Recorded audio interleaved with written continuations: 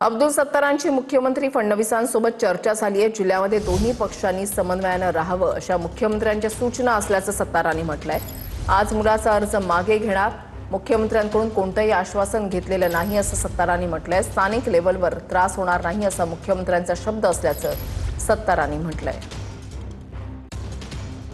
सर्व कार्यकर्त्याला विश्वासात घेऊनच हे सकाळी 10 वाजता आमची मीटिंग राहील आणि 11 वाजता ही उमेदवारी माझ्या मुलाची ती परत घेतली जाईल। माझ्या पूर्ण व्यथा, पूर्ण माझ्या जे काही अडीअडचणी होत्या, जे मित्रपक्ष म्हणून ज्या काही दोघांमध्ये जे वादविवाद होते ते संपवण्याचा सन्माननीय मुख्यमंत्री महोदयांनी ज्या वेळेस दोघांनाही निर्देश देण्याचा उपमुख्यमंत्री देऊ लागले, मुख्यमंत्री देऊ लागले। माझ्या एकट्या मतदारसंघामध्ये कुठेही 17 जागेवर कोणामध्येही वादविवाद होणार नाही, यासाठी हे निर्णय मी माझ्या मुलाचा फॉर्म परत घेणार। विधान परिषद उमेदवारीच्या बदल्यात पालकमंत्री पदासाठी तडजोड झाली का? शिंदेच्या शिवसेनेचे नेते महेंद्र दळवींचा हा सवाल आहे। व्यक्ती स्वार्थासाठी इमान गहाण ठेवून बोलू नये असं दळवींनी म्हटलेलं आहे। महेंद्र दळवींचा गोगावले पितापुत्रांवर अप्रत्यक्षपणे निशाणा असल्याचं पाहायला मिळतंय। बरेचसे आमचे आदरणीय नेते आहेत, मंत्री आहेत, पण अनेक चर्चा उलटफेर होतात। मग पालकमंत्र्यासाठी तडजोड झाली का? या सगळ्या गोष्टी अपमानजनक निश्चित आहेत आणि म्हणून ही चर्चा खरं तर पार्टी स्तरावरती होणं काळाची गरज होती। आता काही सुपुत्र वेगळ्या पद्धतीने बोलतात। खरं म्हणजे राजकीय प्रगल्भता पाहिजे। स्वार्थ तर सगळ्यांना असतो, पण स्वार्थापोटी आपलं इमान घाण टाकणं हे काय शोभनीय नक्की नाही आहे आणि प्रत्येक राजकीय नेत्याने आपली परिभाषा बोलताना त्याचं भान नक्की ठेवलं पाहिजे। अमरावतीच्या जिल्हाधिकारी कार्यालयामध्ये बाजोरिया पितापुत्राचा वाद पाहायला मिळाला। विप्लव बाजोरिया यांचा परिषदेचा अर्ज बाद झाल्यावर वाद झाला होता। वाद घातल्याप्रकरणी बाजोरिया पितापुत्रावर गुन्हा दाखल झालाय। शासकीय कामात अडथळा आणल्याचा बाजोरिया यांच्यावर गुन्हा दाखल करण्यात आलाय।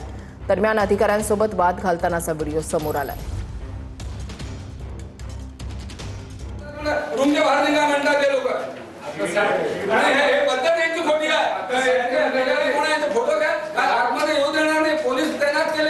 कापी मागायला आपल्याला बाध्य करतात की कापी मागू नका आणि उद्या जर सर्व विड्रॉल केला सर्व लोकांनी आणि अनोखो इलेक्शन झाला तर त्यासाठी हे लोक प्रयत्न करतात। हे नोट करा आणि कधी कापी देणार मला सांगा तुम्ही।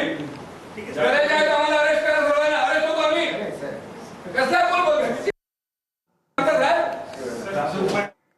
अमरावती विधान परिषद निवडणुकीसंदर्भातली बातमी आहे। अपक्ष उमेदवार विप्लव बाजोरिया सुप्रीम कोर्टात जाणार आहेत।